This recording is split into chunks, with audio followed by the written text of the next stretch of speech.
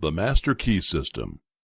It is my privilege to enclose herewith Part 1 of the Master Key System. Would you bring into your life more power to get the power consciousness, more health to get the health consciousness, more happiness, get the happiness consciousness? Live the spirit of these things until they become yours by right. It will then become impossible to keep them from you. The things of the world are fluid to a power within man by which he rules them. You need not acquire this power. You already have it. But you want to understand it. You want to use it. You want to control it. You want to impregnate yourself with it so that you can go forward and carry the world before you. Day by day, as you go on, and as you gain momentum, as your inspiration deepens, as your plans crystallize, as you gain understanding, you'll come to realize that this world is no dead pile of stones and timber, but it is a living thing. It's made up of the beating hearts of humanity. It is a thing of life and beauty. It is evident that it requires understanding to work with material of this description, but those who come into this understanding are inspired by a new light, a new force. They gain confidence and greater power each day. They realize their hopes and their dreams come true. Life has a deeper, fuller, clearer meaning than ever before. And now, Part 1. Chapter 1. That much gathers more is true on every plane of existence, and that loss leads to greater loss is equally true. Mind is creative, and conditions, environment, and all experiences in life are the result of our habitual or predominant mental attitude. The attitude of mind necessarily depends upon what we think. Therefore, the secret of all power, all achievement, and all possession depends upon our method of thinking. This is true because we must be before we can do, and we can do only to the extent which we are, and what we are depends upon what we think. We cannot express powers that we do not possess. The only way by which we may secure possession of power is to become conscious of power, and we can never become conscious of power until we learn that all power is from within. There is a world within, a world of thought and feeling and power, of light and life and beauty, and although invisible, its forces are mighty. The world within is governed by mind. When we discover this world, we shall find the solution for every problem, the cause for every effect, and since the world within is subject to our control, all laws of power and possessions are also within our control. The world without is a reflection of the world within. What appears without is what has been found within. In the world within may be found infinite wisdom, infinite power, infinite supply of all that is necessary waiting for unfoldment, development, and expression. If we recognize these potentialities in the world within, they will take form in the world without. Harmony in the world within will be reflected in the world without by harmonious conditions, agreeable surroundings, the best of everything. It's the foundation of health and a necessary essential to all greatness, all power, all attainment, all achievement, and all success. Harmony in the world within means the ability to control our thoughts and to determine for ourselves how any experience is to affect us. Harmony in the world within results in optimism and affluence. Affluence within results in affluence without. The world without reflects the circumstances and the conditions of the consciousness within. If we find wisdom in the world within, we shall have the understanding to discern the marvelous possibilities that are latent in the world within, and we shall be given the power to make these possibilities manifest in the world without. As we become conscious of the wisdom in the world within, we mentally take possession of this wisdom, and by taking mental possession, we come into actual possession of the power and wisdom necessary to bring into manifestation the essentials necessary for our most complete and harmonious development. The world within is the practical world in which the men and women of power generate courage, hope, enthusiasm, confidence, trust, and faith, by which they are given the fine intelligence to see the vision and the practical skill to make that vision real. Life is an unfoldment, not accretion. What comes to us in the world without is what we already possess in the world within. All possession is based on consciousness. All gain is the result of an accumulative consciousness. All loss is the result of a scattering consciousness. Mental efficiency is contingent upon harmony. Discord means confusion. Therefore, he who would acquire power must be in harmony with natural law. We are related to the world without by the objective mind.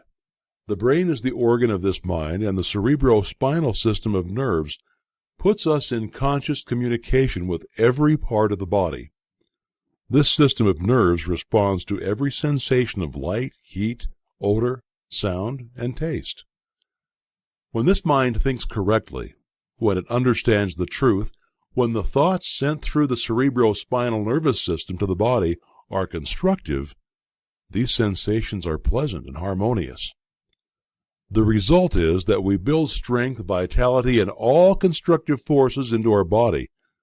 But it is through this same objective mind that all distress, sickness, lack, limitation, and every form of discord and inharmony is admitted into our lives.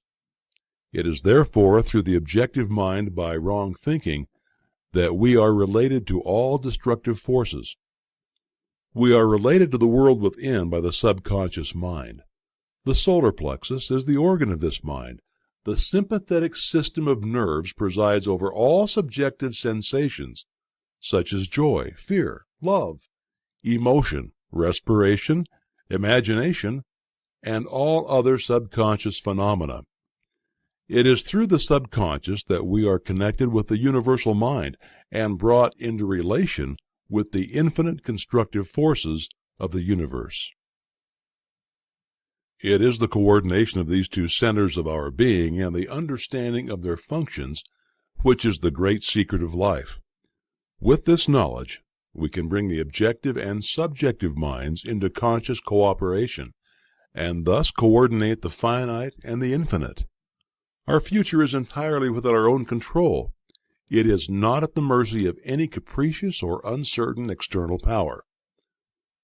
Now, all agree that there is but one principle or consciousness pervading the entire universe, occupying all space, and being essentially the same in kind at every point of its presence.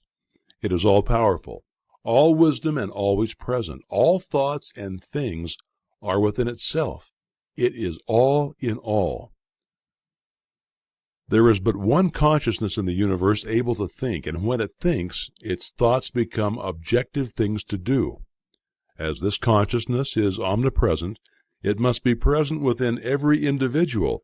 Each individual must be a manifestation of that omnipotent, omniscient, and omnipresent consciousness.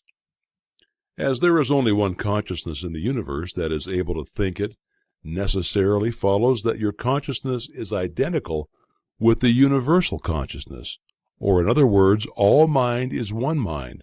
There is no dodging this conclusion. The consciousness that focuses in your brain cells is the same consciousness which focuses in the brain cells of every other individual. Each individual is but the individualization of the universal, the cosmic mind. The universal mind is static or potential energy. It simply is. It can manifest only through the individual, and the individual can manifest only through the universal. They are one. The ability of the individual to think is his ability to act on the universal and bring it into manifestation. Human consciousness consists only in the ability of man to think. Mind in and of itself is believed to be a subtle form of static energy, from which arises the activities called thought, which is the dynamic phase of mind. Mind is static energy. Thought is dynamic energy, the two phases of the same thing. Thought is therefore the vibratory force formed by converting static mind into dynamic mind. As the sum of all attributes are contained in the universal mind, which is omnipotent, omniscient, and omnipresent, These attributes must be present at all times in their potential form in every individual. Therefore, when the individual thinks, the thought is compelled by its nature to embody itself in an objectivity or condition which will correspond with its origin. Every thought, therefore, is a cause and every condition an effect. For this reason, it is absolutely essential that you control your thoughts so as to bring forth only desirable conditions. All power is from within and is absolutely under your control. It comes through exact knowledge and by the voluntary exercises of exact principles.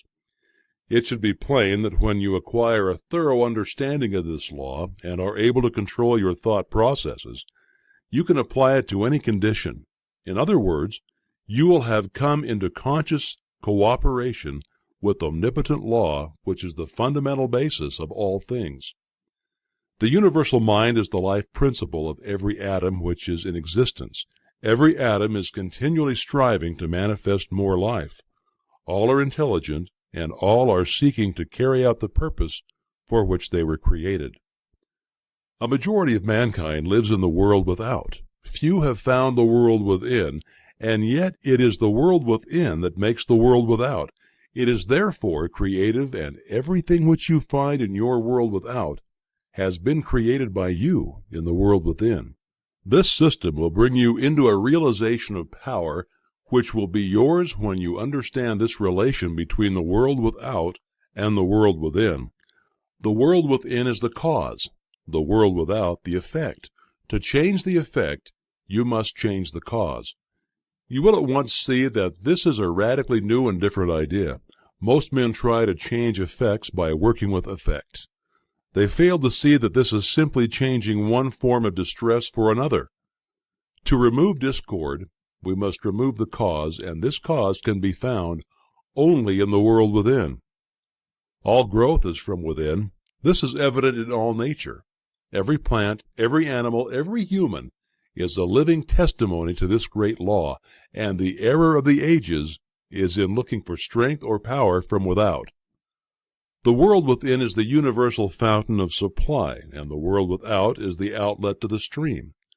Our ability to receive depends upon our recognition of this universal fountain, this infinite energy of which each individual is an outlet, and so is one with every other individual.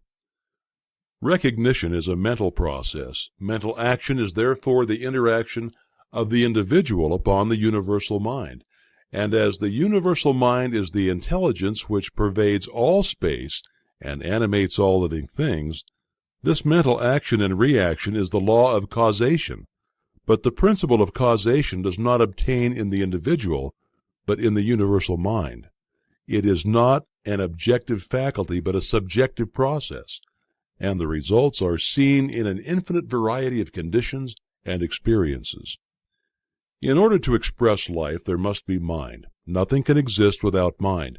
Everything which does exist is some manifestation of this one basic substance from which and by which all things have been created and are continually being recreated.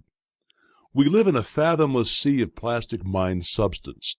This substance is ever alive and active. It is sensitive to the highest degree. It takes form according to the mental demand.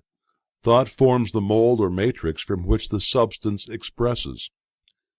Remember that it is in the application alone that the value consists, and that a practical understanding of this law will substitute abundance for poverty, wisdom for ignorance, harmony for discord, and freedom for tyranny. And certainly there can be no greater blessing than these from a material and social standpoint. Now make the application. Select a room where you can be alone and undisturbed. Sit erect comfortably, but do not lounge. Let your thoughts roam where they will, but be perfectly still for from 15 minutes to half an hour. Continue this for 3 days or 4 days, or for a week until you secure full control of your physical being. Many will find this extremely difficult. Others will conquer with ease.